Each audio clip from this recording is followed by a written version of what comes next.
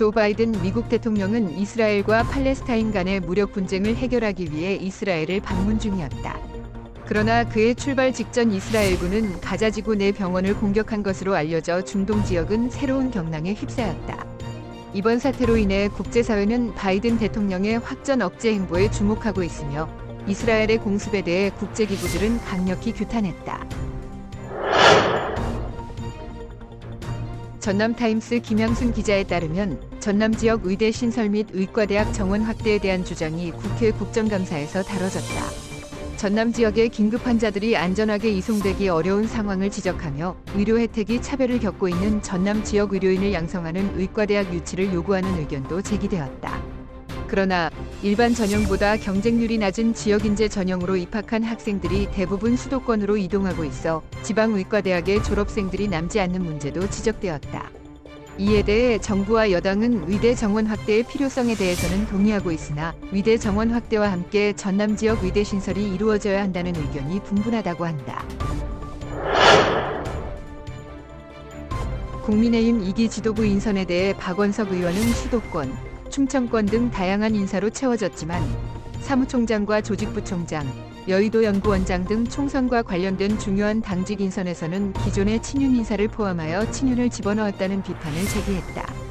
또한 의대 정원 확충과 같은 민생을 챙기는 개혁을 주문하고 대통령과 여당의 국정운영 기조에 대한 변화와 소통의 필요성을 강조했다.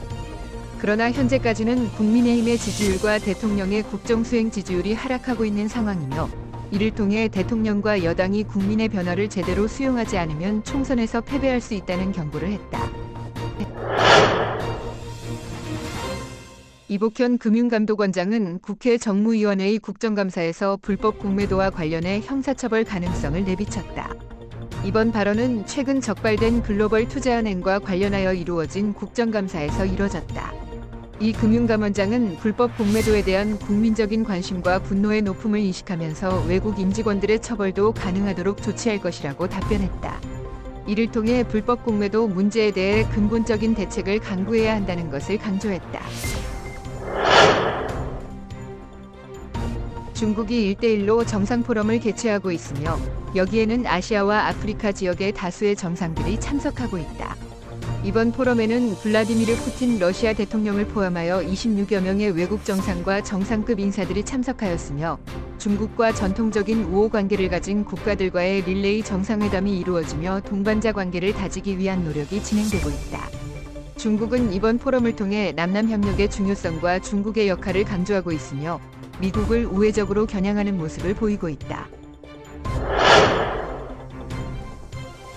더불어민주당 김의겸 의원은 17일 쌍방울 그룹 대북송금 사건과 관련해 이재명 대표를 수사하는 이정섭 수원지검 2차 장검사의 위장 전입 의혹 등을 제기하며 감찰에 착수할 것을 요구했다.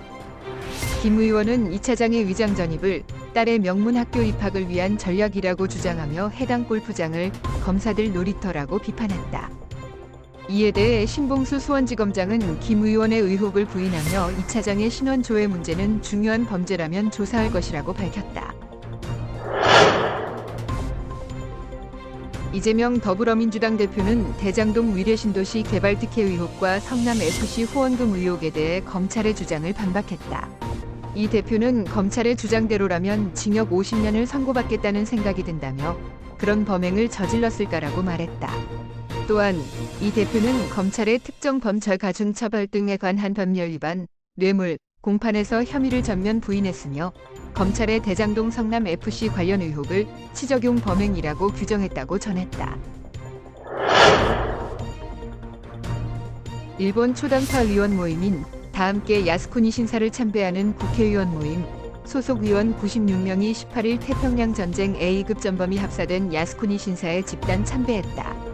야스쿠니 모임의 아이사와 이치로 부회장은 전쟁의 기억을 풍화시키지 말아야 한다고 강조하며 야스쿠니 신사의 추계 예대제에 맞춘 이번 참배는 약 4개월 만에 집단 참배로 패전일인 8월 15일 이후 처음이다. 한국 외교부는 이에 대해 깊은 실망과 유감을 표하며 역사에 대한 진정한 반성을 기대한다고 밝혔다. 윤석열 대통령은 17일 서울 아덱스 ADEX 2023일 개막식에서 축사 도중 국산 전투기 KF-21을 소개했다. 이를 통해 대통령은 우리 방위산업이 새로운 역사를 쓰고 있는 중이라고 강조했다. 또한 KF-21을 비롯하여 K9 자주포, K2 전차 등 우리나라의 방위산업 제품들을 소개하며 우방국과의 방산안보 협력체계 구축을 목표로 한다고 밝혔다.